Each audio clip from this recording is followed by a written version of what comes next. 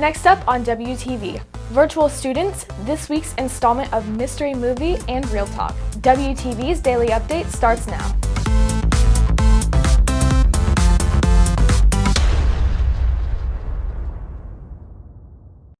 Hey there, Red Hawk Nation. Today is Friday, December 18th, and I'm Alyssa Murphy with today's Daily Update, brought to you by Wingspan TV. As the first semester of the school year comes near its end, about half of students still attend school from home. After months through the pandemic, students and teachers seem to have adapted. WTV's Varun Saravanan has the story. Over the past 9 months, students and teachers have changed their daily workflow. Students and faculty members were asked to attend school face-to-face. Just like last year, students in the virtual academy continue to learn from their homes, but the experience has since evolved. The last quarter of last year, the teachers weren't really a part of our learning anymore. I mean, they had Zoom classes and all that, but it wasn't really like interactive as we could be. Like, I guess now, like, since we have daily Zoom classes and they're mandatory too, I think that helps us learn because I don't think any of us were actually, learning and profiting from our learning at the end of the year, especially since it was the end of the year, This year, teachers conduct class from their desk, virtually over Zoom conferences. The experience for students at home will be different than those in person, but teachers make sure that the content they teach stays the same throughout. My teaching style has necessarily changed. We have just digitized the resources and the experiences.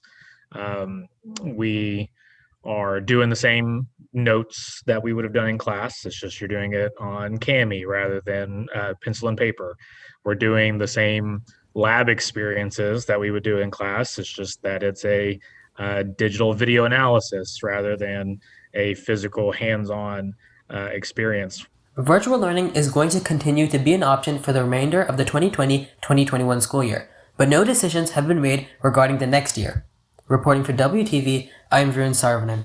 Going to college isn't cheap, but to help students understand what it costs, The Business Information Management class, BIM, finished a project that took a look at the cost of college. The College Cost Project is about exploring the different costs of colleges and the enrollment and putting it into an Excel spreadsheet and then applying some of the objectives and learning targets that you guys have learned while taking BIM. Students had to pick 10 schools and figure out the various costs for each school, including tuition and fees, rooms and boards, meals, and many other expenses. For their students had to find which college costs the least in every category and which college costs the most in all categories. I think that the project's pretty fun and it gives me an idea of how much it'll cost to go to college, which is cool. And it makes me think of like different schools that I might want to go to and narrow it down. I would say that the major takeaway is just knowing more about the schools that you're going to and how much they are, so you can kind of know which ones you might think of going to and which ones are interesting to you. Reporting for WTV, I'm Ricardo Said. On this week's edition of Real Talk, WTV's Madigan Gunya asked students about the holidays.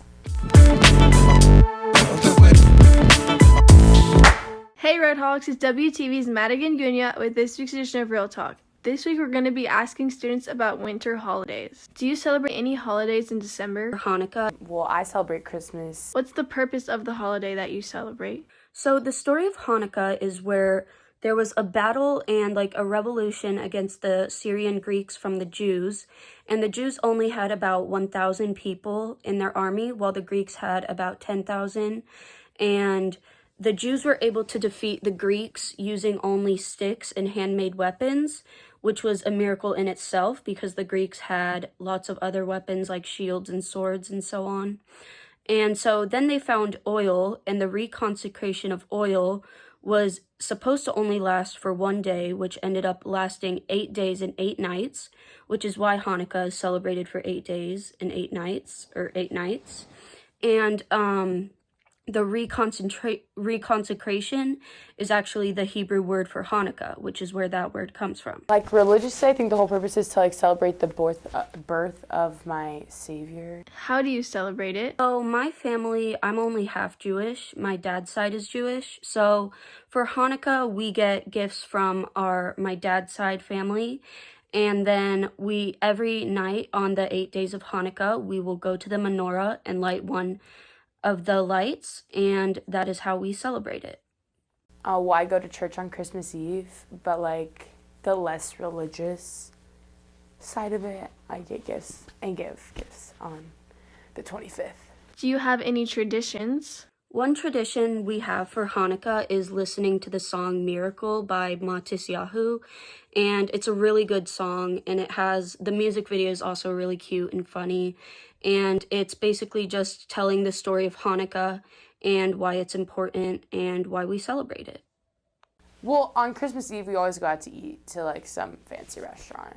And what does it mean to you? Hanukkah means to me miracles, obviously, and of course spending time with family and having fun and just getting to be with the people who you know love you the most. And I think it's a really interesting holiday, and I think it's a great way to celebrate, not only for me to get to celebrate Christmas, but to get to celebrate Hanukkah as well, because I kind of get a mix of those cultures, and it's really interesting to learn about. Christmas is meaningful to me because I think people are nicer around Christmas. You know what I mean? Like, people are more giving, like, you know? Like, let's say you need $20. I'm more likely to give it to you around Christmas than some random day in March. You feel me? Like, I'm not gonna go give you $20 in March. But around Christmas, I'm like, okay, well, I'll put that towards your gift. You know what I mean? Reporting for WTV, this is Madigan Gunya. Andrew Hadigi brings you this week's installment of Mystery Movie. Hey there, Red Hawks. Welcome back to Mystery Movie. As always, I'm your host, Andrew Hadigi.